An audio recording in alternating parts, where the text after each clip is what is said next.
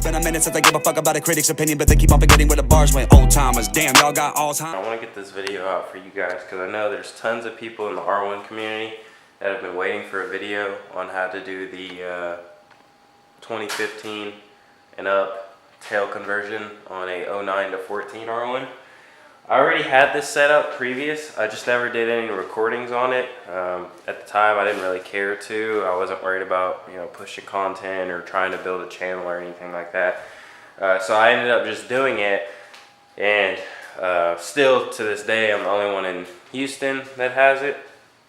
A lot of people actually know my bike for that here. So yeah, but I guess I figured I'd just make a video for it. I mean, you guys want to know. There wasn't any videos that I watched to do it, so I just really wanted it done. So with the way I think is, if you really want to do something, you'll find a way to do it, regardless if there's no information out there. So that's what I did. I literally just bought all the parts and said, well, now that I spent the money, I've got to make it work, and I made it happen. So this is what the bike looked like before the wreck. There's a couple of different looks I've had. I've just decided to change it up throughout the time that I've had the bike, mostly due to business purposes, because every time I change it, it's something to push out there and post, and it gains attention for my business page, which obviously, if you guys don't already know, my business is Black Label Auto Styling. We do full vehicle wraps, cars, bikes, trucks, boats, whatever, you name it. So yeah, we have an auto styling shop. So for me to change the look up of this bike, go out to meets and go ride, and people see my bike, ask questions about it, it's a conversation starter, and that's why I do the things I do with it. The last wrap I had on here was marble. It was a love or hate thing with most people. With me, I thought it looked pretty cool. It wasn't my favorite, but at the end of the day, like I said, it's not really for me, like, to have my favorite look on the bike all the time. Sometimes you just have to do stuff that's different, that stands out and draws attention, which starts conversation. And that's my goal with this stuff. So, which you'll understand why I'm doing the wrap that I'm doing now once you see it, because of everything I just told you. I have to replace it anyway. I already have another subframe sitting right there. So I figured it'd be time, you know, I'd make a video for all you guys that want to do it. Even after this video, there's going to be a lot of you that still aren't going to do this, because there's a couple things you need to know. Number one, say goodbye to having passengers, period. Once you do this conversion, you will no longer be able to sit anybody on the back of your bike. You will have no trunk space. Number two, the only space you will have with this is, I mean, if you have a small battery, you'll have a very tiny section under the seat where you could put maybe some zip ties and like a small toolkit. So keep those two things in mind. As far as everything involved goes, you will have to chop a lot off of the factory subframe. With that being said, there's people on YouTube and on forums that I see that haven't even done the conversion, and they will tell you, oh, you could just take the 2015 subframe and bolt it onto here and then bolt everything onto that. That is 100% false, incorrect, because due to the fact that on the 09 to 14, if you look at where these screws are mounted, they mount this way into the frame. On the 2015 and up, these screws come from the top and mount downwards into the frame. So that is 100% a different mounting position and point from the frame to the subframe. So that cannot work. The only way you could get that to work, which I haven't seen anybody do, I've entertained the idea of doing it, but I don't know anybody that's a good enough welder, or really I haven't even just outsourced it, is take this and like cut it in half, and then take a 2015 and up and somehow weld the two together to where it still looks good. Because at the end of the day, the 2015 is skinnier than this one. So welding that onto here, it's probably not going to look as clean. So my thing was, I'll make the 09, the one that comes with this bike that's bolted onto this frame, I'll make that one work. So you can see right now there's obviously a lot of crap that's like messed up just due to the wreck. So let me move this out the way. So yeah, so the reason the subframe looks like this, it's not just because of the wreck, it's because that's literally about how much I had to cut off. The factory tail, which is right there, I'm going to show you guys. Let me see. Alright, so this would be the factory tail for this bike. As you can see, there's a lot of empty space and subframe that is cut. So that is the reason why I say you will no longer have passengers. Because in order to do this whole conversion, you have to cut out basically the whole section of where a passenger would sit. Even with the 2015 tail and seat cowl on there, it's still, where it sits at is still in the basically open area. As far as things that are involved goes, a parts list. You will need obviously your factory subframe, number one. You'll need a 2015 and up seat.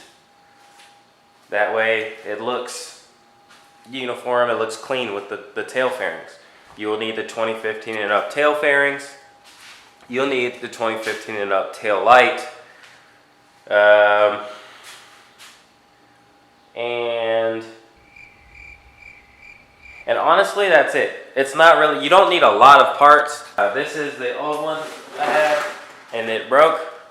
So as you can see, I went ahead and ordered, I had it's like $120. This tail light here is the same tail light that resembles the light that's on the M models. I think it's made by JL Designs. It's integrated with the blinkers, smoked. So the only problem is it got a tiny chip on the top there, and so now it's broken. I'm sure the light itself still works, but I don't like the fact that that's broken on the tip. That's what she said. So yeah, so that's that. And then obviously, like I said before, we did end up putting a 2014 front end on here. So I'm gonna go ahead and set you guys down, take this subframe off, get the new one bolted on, and then I'll be back. Alright, so to take the factory subframe off, you will need a T50 Torx.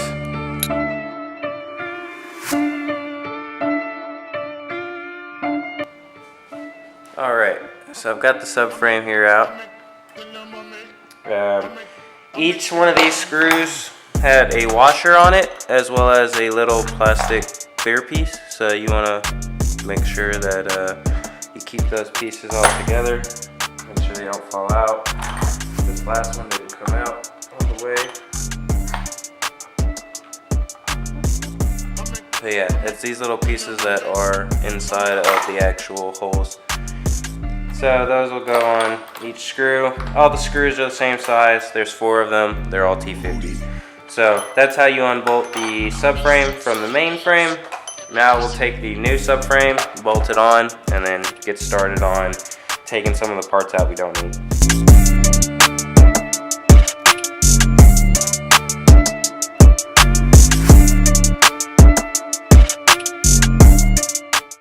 Alright, we got those boys all snug.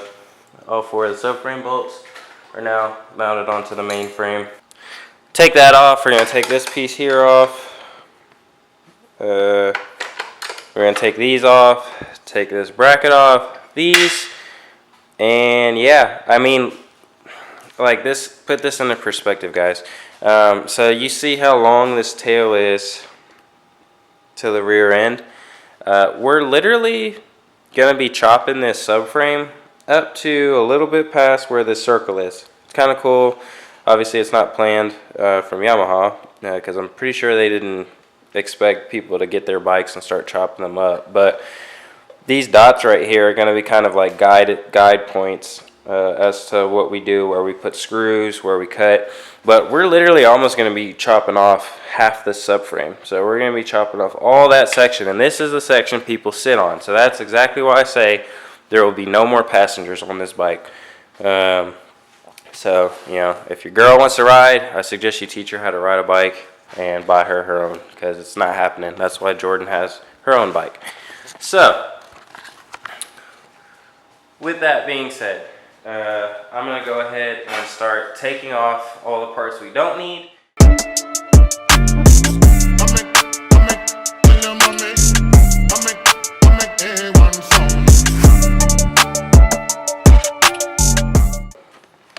Let me just give you guys a close-up of everything that's going on. So we took out the seat brace, sitting over there on the ground. So we took that out, that goes over the battery. We took out the pieces that were bolted on over here to the sides, the little black wings. This part is going to come out because we don't need that. So that part comes out. Definitely don't want to throw this away. This is your tip over sensor. You do need that. So we're going to take that out next. Alright, so you want to take your tip over sensor out. Definitely put that off to the side. You're going to want to keep that. You'll no longer need this black plastic tray here. We're going to take this out. And in order to take that out, you've got like a little screw style, like Phillips, where you unscrew it, push pin. So we've got that raised up. And it pops right out. So you get that one, and then there's a second one down in here. This one looks like it might actually unscrew out. And it does.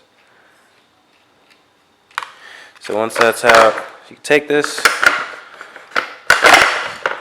and you take this out. These are just 3/16 size Allens.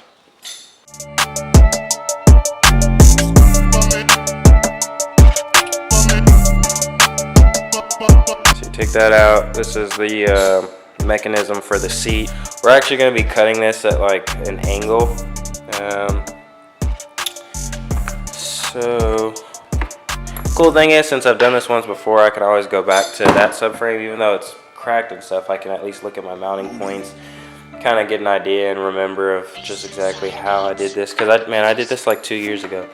My bike's it's had this conversion for a while now. I just never redid it. I never had to, so now that I'm redoing it, I'm just gonna have to refresh my mind. So this here you're gonna keep in. Obviously this is what your tank will bolt to. You got a screw that goes through here, and that's how your tank swivels up and down. This is your battery box. Alright guys, so I just wanted to show you a comparison of what the subframe looks like when you're able to do the 2015 tail on it, and what one does when you're not. So you can see about how much more now is cut off if I put it on top. Just know that automatically off the bat, you're going to be cutting off these to be able to slide the fairings on. I know for a fact that I kept this, like just this little section here. So this piece here will get chopped here. And then I want to say it was like I drew a line basically through here and cut it at an angle. Basically to do this, I just use this grinder, die grinder here with a cutting wheel for metal. You can literally just use, like, this is like Walmart brand metal cutting wheel. If you have something better, you can use it. That's what I'm using. It costs $1 at Walmart. Side Beats, the producer.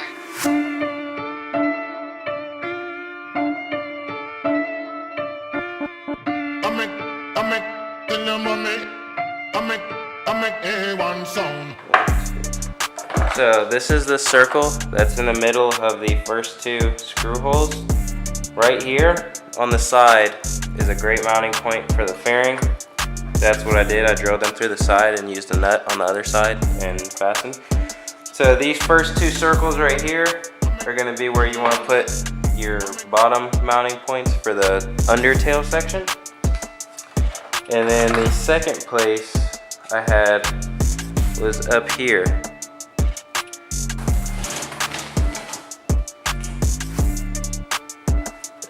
Alright, so this is my undertail that I bought. Got it off eBay. It was used, but it is OEM, so that's the cool thing. The last one I used was just a Chinese tail fairing set.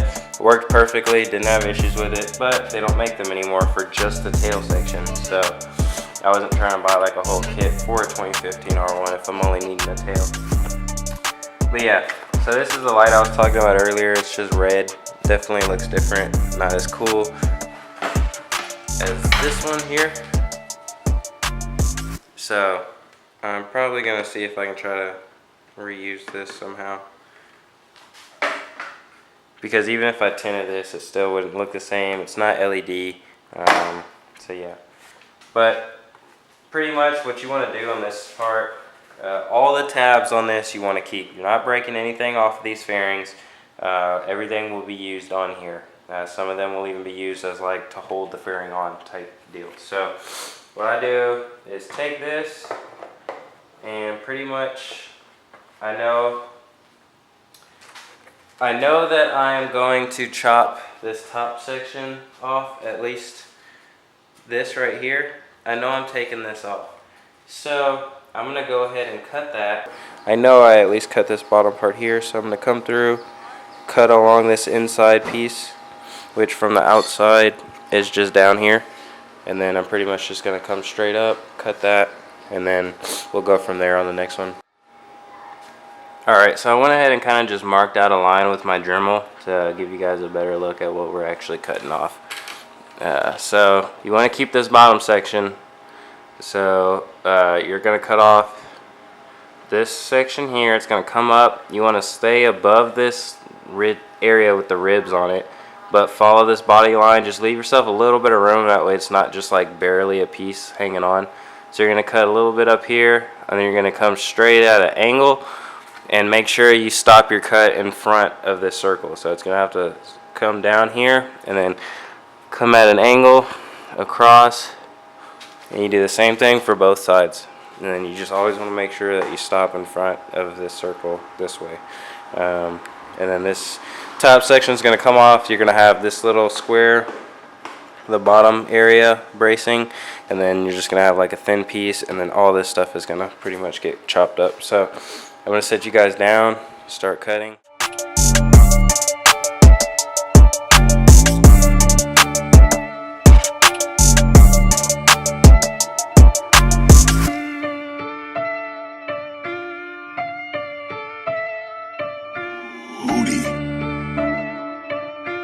Based Inside Beats, the producer.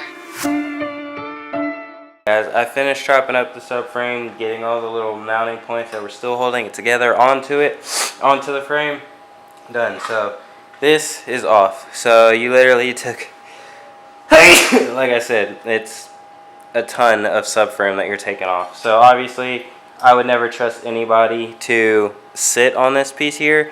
Yes, it's got some flexibility to it, and even I only weigh like 130 pounds, and I wouldn't feel safe riding on that. I mean, just putting hand pressure, I feel like I could probably end up bending it.